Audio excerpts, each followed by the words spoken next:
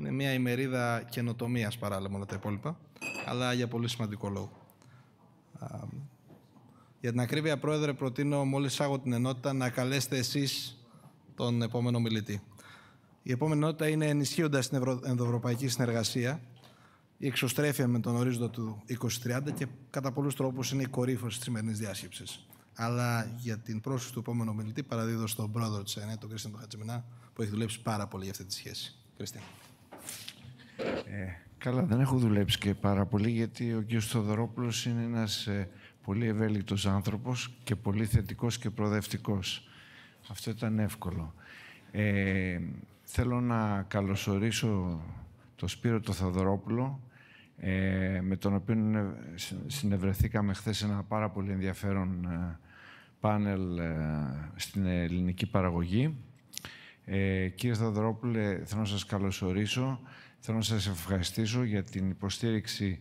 Πρώτη φορά βλέπουμε από τον ΣΕΒ τόση πολύ προοδευτικότητα και στην προηγούμενη θητεία υπήρχε ενδιαφέρον και ζέστη, αλλά εσείς δεν ξέρω, κάνατε τα μαγικά σας και ήρθαμε ακόμα πιο κοντύτερα με τον ΣΕΒ. Είχαν γίνει τα πρώτα βήματα και του προκατόχου σας. Τώρα εδώ έχουμε καταφέρει σιγά σιγά και περνάμε ένα ομαδικό μήνυμα στην κυβέρνηση. Ο ΣΕΒ μιλάει για υπεραποσβέσεις και εμείς είμαστε σε αυτή την ίδια κατεύθυνση. Είμαστε το ίδιο, υποστηρικτικά. Το θέμα είναι ότι τελικά, κύριε Θοδωρόπουλε, τα θέματα που έχει η Ελλάδα πια είναι και ευρωπαϊκά και γι' αυτό αυτή η διάσκεψη την κάναμε περισσότερο διεθνή. Και όπως είπα και προηγουμένως, βγάλαμε πάρα πολλές ειδήσεις σήμερα που δεν αφορούν μόνο τις θέσεις της ΕΝΕ, αφορούν και την Ευρώπη, όπως στην Ευρώπη πώς πρέπει. Ακούσαμε ενδιαφέρουσες προτάσεις από τον Χάμπεκ, τον πρώην αντικαγκελάριο, ακούσαμε αρκετές καλές προτάσεις και από τον Σάνμπου, τον πολύ έγκριτο δημοσιογράφο των Financial Times, για το πώς η Ελλάδα και οι μικρότερες χώρες μπορούν να δημιουργήσουν την Ευρώπη των πολλών ταχυτήτων που παλιά ήταν στίγμα και δεν θέλαμε να το πούμε, αλλά αυτή τη φορά μπορεί εμείς να είμαστε οι καταλύτες, όπως και η Ισπανία, παραδείγματος χάρη, που έχει μαζέψει 8 περιφερειακές χώρες. Όλα αυτά είναι αναμονή του γερμανο-γαλλικού άξονα, αλλά εν πάση περιπτώσει αυτή είναι μια άλλη ιστορία. Ακούσαμε επίσης, και Θοδωρόπουλο, σας το λέω για τη δικιά σας πληροφόρηση, ακούσαμε με πάρα πολύ μεγάλο ενδιαφέρον και δεν θα αναφερθώ στις θέσεις τώρα, ακούσαμε με πολύ μεγάλο ενδιαφέρον την πρωτοβουλία που γίνεται στην Ευρώπη για το European Union Inc., το οποίο επί της ουσίας τι είναι, να γίνει μια ευρωπαϊκή νομοθεσία για την σύσταση εταιριών. Και το ενδιαφέρον σε αυτό, ήθελα απλά να σας το κάνω να σας το εξηγήσω, το ενδιαφέρον με αυτό είναι ότι είναι ένα bypass βασικά, διότι ίσως η Ευρώπη έχει χάσει και χάνει πάρα πολύ χρόνο στο να προσπαθεί να φέρει τις νομοθεσίες διαφορετικές μαζί. Π.χ. όπως ξέρετε, το Euronext που έκανε το bid και ελπίζω να είναι successful, γιατί θα συνδέσει το ελληνικό χρηματιστήριο με τις υπόλοιπες 7 χρηματιστήρια. Εμείς είμαστε στο Euronext μέσω Άμστερνταμ και είναι πάρα βαθύ το έκανε βαθύτερο το Άμστερνταμ, αλλά τέλος πάντων αυτό που μου εξηγούσαν αυτοί οι άνθρωποι με όλη την ειλικρίνεια είναι το πόσο δύσκολο στις χώρες που βρίσκονται, ευρωπαϊκές χώρες όλες, να πείσουν την κάθε, ας το πούμε, γραφειοκρατία τοπική, για να το πω έτσι κάπως πιο ευγενικά, για να αλλάξουν κάποια πράγματα. Δηλαδή για αυτούς η εξαγορά ενός χρηματιστήριου είναι το πρώτο βήμα και το δεύτερο είναι να προσπαθήσουν να πείσουν την τοπική κυβέρνηση να κάνει μια εναρμόνιση, διότι πραγματικά δεν είναι σωστό. Τέλος πάντων, το θέμα, κύριε Θοδωρόπουλε, είναι ότι, και ανέφερα και ότι εδώ πέρα μία από τις μεγαλύτερες μεταρρυθμίσεις που έχουν γίνει, η οποία ήταν το ΚΕΠ, που ήταν ένα bypass. Οπότε μέσα σε αυτά τα πλαίσια νομίζω ότι είναι ενδιαφέρον να κοιτάξουμε και ο ΣΕΒ βέβαια, αλλά και εμείς μαζί σας από πίσω, πάντα υποστηρικτικά σε εσάς, να την προωθήσουμε αυτή την ιδέα και να μην περιμένουμε άλλο την Ευρώπη να προσπαθεί να πείσει 28 χώρες. Η Ευρώπη πρέπει να βγάλει κάτι δικό της, είτε είναι η σύσταση εταιριών, είτε capital market, και να επιλέγουν όσοι θέλουν να χρησιμοποιούν αυτό το σύστημα παράλληλα με τα εθνικά τους. Με αυτά και πάλι ευχαριστώ, κύριε Θοδωρόπουλε. Πραγματικά το είπα και χθες, θα το επαναλάβω, και μέντορας δικός μου είστε πριν να σας γνωρίσω καν, αλλά και με το έργο σας με την Τζιπίτα, γιατί δεν φτάσατε εδώ και στο ΣΕΒ χωρίς να είσαστε επιτυχημένος επιχειρηματίας. Ευχαριστούμε πάρα πολύ για τη στήριξή σας. Ευχαριστούμε πάρα πολύ διότι συμβάλλετε σε ένα κλίμα όπως και χθες, που χάρηκα πάρα πολύ που σας είδα στην ελληνική παραγωγή. Σας τιμά τον Μιχάλη τον Στασινόπουλο και τιμά και εμάς που είσαστε εδώ σήμερα. Όλοι μαζί. Προηγουμένως είχαμε και τη Γενική Συνομοσπονδία Εργατών Ελλάδος, με την οποία έχετε πολύ καλή σχέση και όπως θυμάστε, γι' αυτό και σας τιμήσαμε στον καλά για αυτές τις καλές σχέσεις. Πόσα πράγματα μπορούμε να κάνουμε όταν σταματήσουμε εμείς οι Έλληνες να πετάμε πέτρες ο ένας στον άλλον ή να μου επιτραπεί και ο λαϊκός όρος, να είμαστε λίγο κομπλεξικοί. Όχι, αυτό είναι δικό μου, αυτός είναι ο οργανισμός μου. Εμάς στην ΕΝΕ, το επαναλαμβάνω και δημόσια, δεν μας ενδιαφέρουν αυτά. Θα στηρίξουμε το ΣΕΒ, την ελληνική παραγωγή, οποιονδήποτε, και ας μην είμαστε εμείς μπροστά, φτάνει να είναι οι ιδέες συγκεκριμένες και ρεαλιστικές. Και τέλος να πω, έχετε πει δύο καταπληκτικά πράγματα τον τελευταίο καιρό, τα οποία όπου έχω γίνει ο παπαγάλος σας και χωρίς την άδειά σας πάντα. Αυτό που έχετε πει, ότι νούμερο 1 για τις αποσβέσεις, σήμερα είχαμε μια πολύ πραγματικά, και η κυβέρνηση το δήλωσε από πολλές πλευρές για το θέμα των αποσβέσεων, ότι κάτι θα κάνουν και σύντομα. Αυτό είναι το ένα, γιατί εσείς είπατε πολύ σωστά, ο πρώτος που είπατε, τι να το κάνω εγώ το 10%, όταν στον τρίτο χρόνο με τις επενδύσεις που χρειαζόμαστε τις high-tech απαξιώνονται.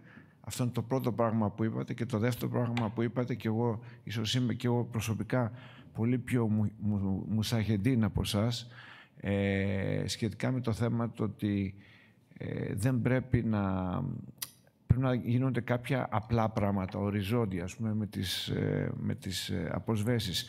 Από το να τρέχει κάποιος μπροστά σε μια επιτροπή, είτε λέγεται ελληνική είτε ευρωπαϊκή νομοθεσία, για να κρίνει αν το επενδυτικό του πλάνο ή το επενδυτικό της πλάνο είναι σωστό, είναι λίγο... Καταλαβαίνουμε την αναγκαιότητα, γιατί είναι διανομή πόρων, κρατικών πόρων ή ευρωπαϊκών, αλλά από την άλλη μεριά μία, ας πούμε, γρήγορη, όπως λέτε και εσείς, υπεραπόσβεση είναι μια απόφαση του επιχειρηματία, την παίρνει αυτός, και τα είπατε πάρα πολύ σωστά και απλά.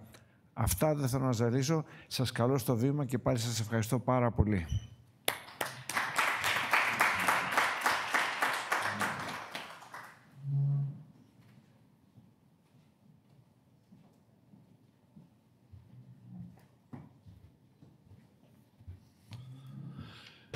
Κύριε Χατζημινά, καταρχήν σας ευχαριστώ πάρα πολύ για τα καλά σας λόγια. Ελπίζω να αξίζω έστω και τα μισά από αυτά. Όσον αφορά τη σύμπλευση των φορέων του ΣΕΒ, της ελληνικής παραγωγής, της ΕΝΕ, εγώ πιστεύω ένα απλό πράγμα, ότι όσο περισσότεροι είμαστε, τόσο πιο δυνατή είναι η φωνή μας, και όσο περισσότερες φορές παραλαμβάνουμε τα ίδια πράγματα, τόσο μεγαλύτερες δυνατότητες έχουμε να πετύχουμε καλά αποτελέσματα για την επιχειρηματικότητα, για την οποία τόσο πολύ παλεύουμε. Ξέρουμε όλοι ότι η πραγματική περιουσία ενός τόπου είναι η επιχειρηματικότητά της. Διότι μόνο οι επιχειρήσεις παράγουν αξία και το κράτος αναδιανέμει αυτή την αξία, και αυτός είναι και ο ρόλος του και καλά κάνει. Αλλά ουσιαστικά όλη η υπεραξία δημιουργείται από εμάς. Πέρα όμως από όλα τα άλλα θέματά μας, το συνέδριό σας φέτος, το οποίο έχει ένα πολύ εύστοχο τίτλο για την ενδοευρωπαϊκή συνεργασία, να θυμίσουμε σε όλους ότι η εσωτερική δασμή και γενικότερα το μία αγορά λέγεται πολύ πιο εύκολα από ό,τι στην πραγματικότητα γίνεται, γιατί σε ευρωπαϊκό επίπεδο το βάθος και το εύρος της ενιαίας αγοράς αντικατοπτρίζει και το πλαίσιο της ενδοευρωπαϊκής συνεργασίας, αλλά και το βαθμό επικράτησης εθνικών αντιλήψεων και ανταγωνισμών. Πριν από 26 χρόνια, το Μάρτιο του 2000, στη Σύνοδο της Λισαβόνας, οι Ευρωπαίοι ηγέτες ανέλαβαν μια δέσμευση. Μέχρι το 2010 η Ευρωπαϊκή Ένωση να έχει γίνει η πιο δυναμική και ανταγωνιστική οικονομία του κόσμου, ικανή για βιώσιμη οικονομική ανάπτυξη, με περισσότερες και καλύτερες δουλειές, μεγαλύτερη κοινωνική συνοχή και σεβασμό στο περιβάλλον.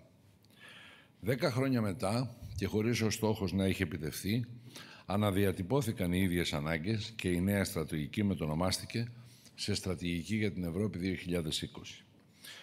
Το 2016, ο Jean-Claude Juncker, ο πρόεδρος της Ευρωπαϊκής Επιτροπής, έλεγε ότι δεν υπάρχει αρκετή Ευρώπη σε αυτή την Ένωση και δεν υπάρχει αρκετή Ένωση σε αυτή την Ευρώπη. Σήμερα αναδιατυπώνουμε τα ίδια θέματα, ουσιαστικά ορίζοντας τη στρατηγική για την ενιαία αγορά ως κέρια προϋπόθεση ανάπτυξης και ευημερίας, όπως ορίζεται σε εκθέσεις του Ντράγκη, των κυρίων Ντράγκη και Λέτα. Παρά τη σημαντική πρόοδο, η ενιαία αγορά φαίνεται να έχει ακόμη πολύ δρόμο όμως μπροστά της. Παραμένει κατακαιρματισμένη και πολύπλοκη, με εμπόδια που επιβαρύνουν το επιχειρηματικό περιβάλλον και που κρατάνε την παραγωγικότητα της Ευρώπης χαμηλά.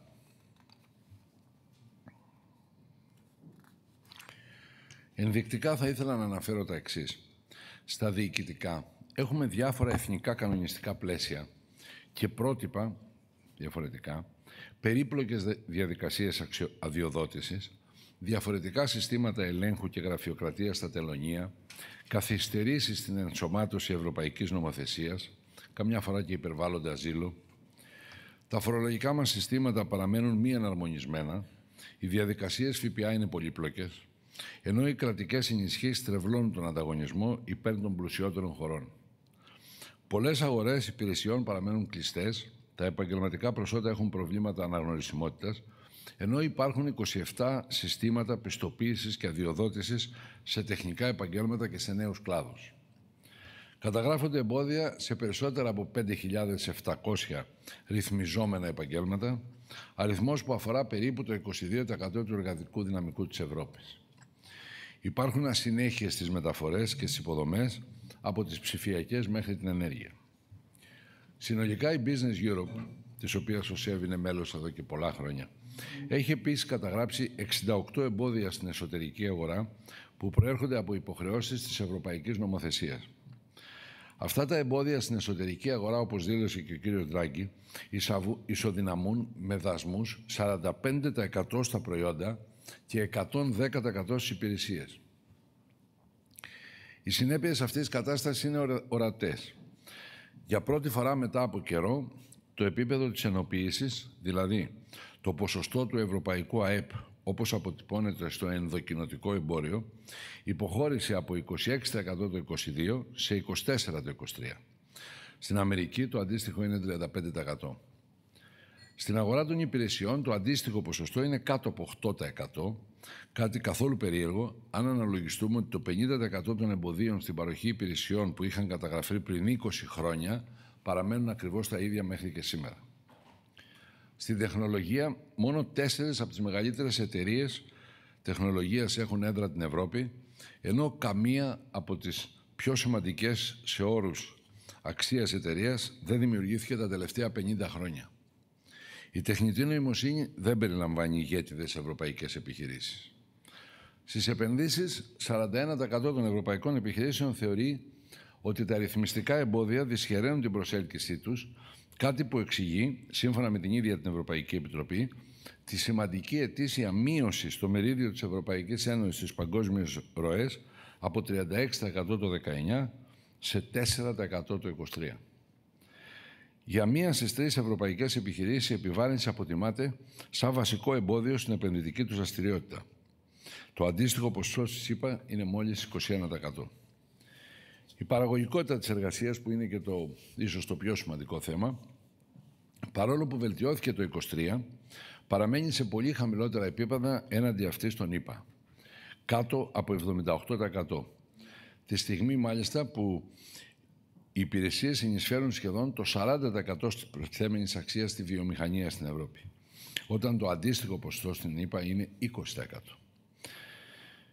Όμως η Ευρωπαϊκή Ένωση βρίσκεται αντιμέτωπη με μεγάλες προκλήσεις για την ενίσχυση της παραγωγικής της βάσης, σε μια εποχή έντονου ανταγωνισμού, για τη διασφάλιση της αμυντικής της ισχύως σε μια περίοδο μεγάλης αβεβαιότητας και για τη διαμόρφωση ενός ισορροπημένου μοντέλου παγκοσμιοποίησης.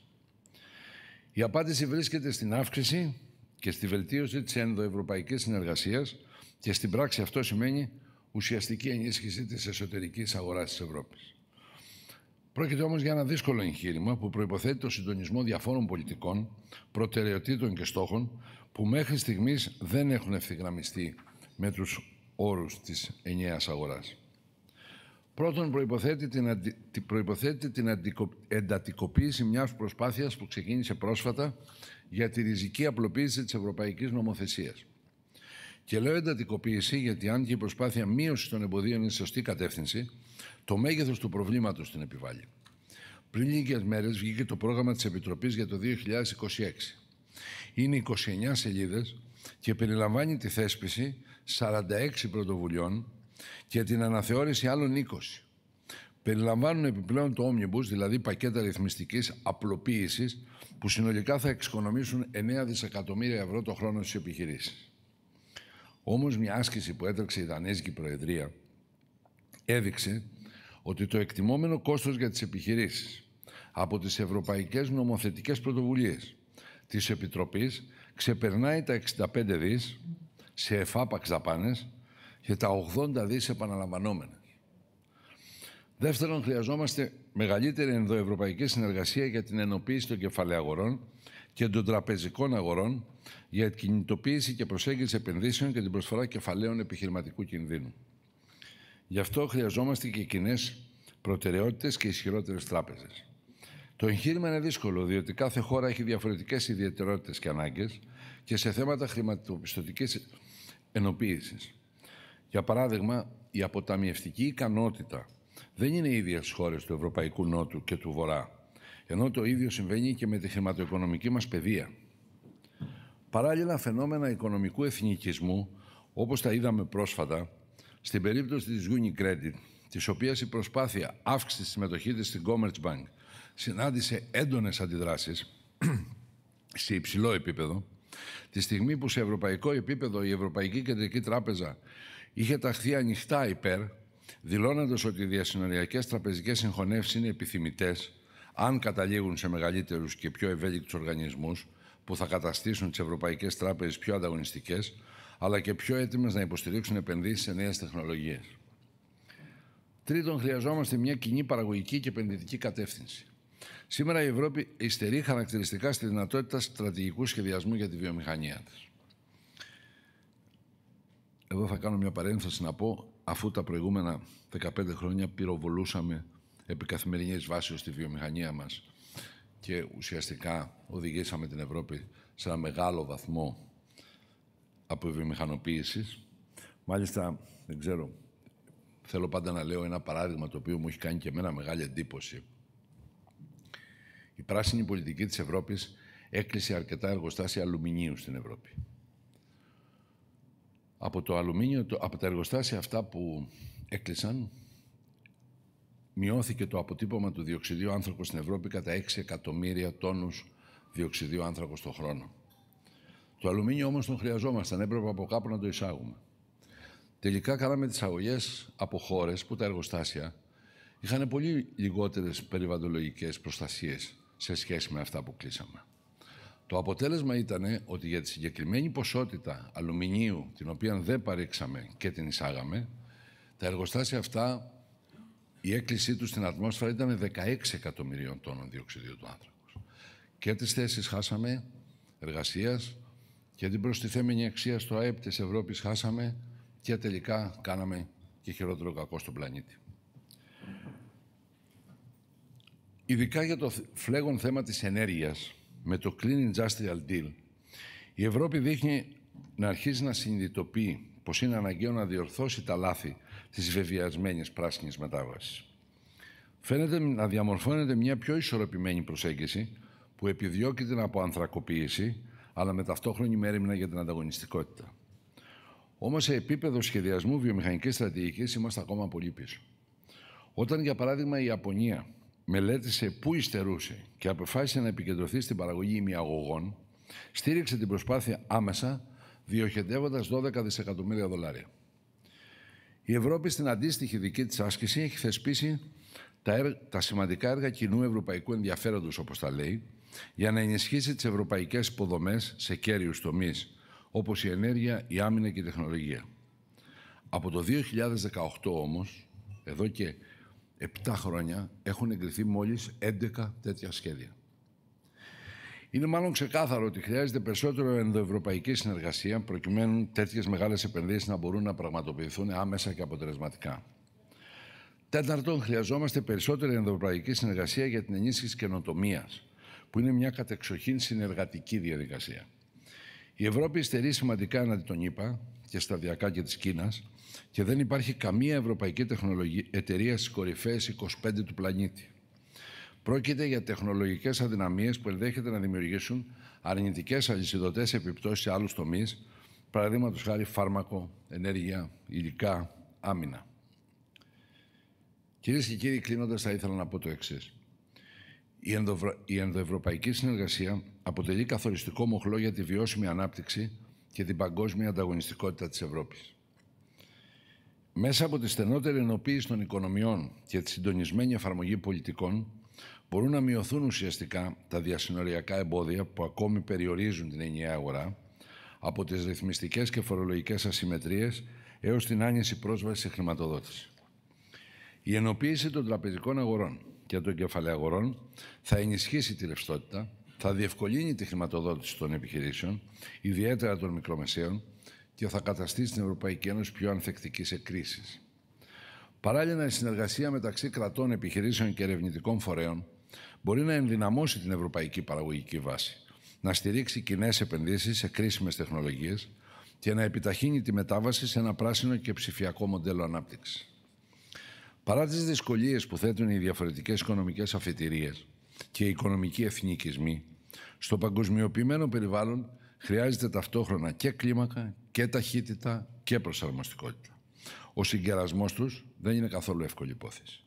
Γι' αυτό η ενδοευρωπαϊκή συνεργασία είναι στρατηγική αναγκαιότητα για μια Ευρώπη που θέλει να καινοτομεί, να παράγει και να εξάγει αξία σε έναν ταχαίως μεταβαλλόμενο κόσμο. Σας ευχαριστώ πολύ για την προσοχή σας.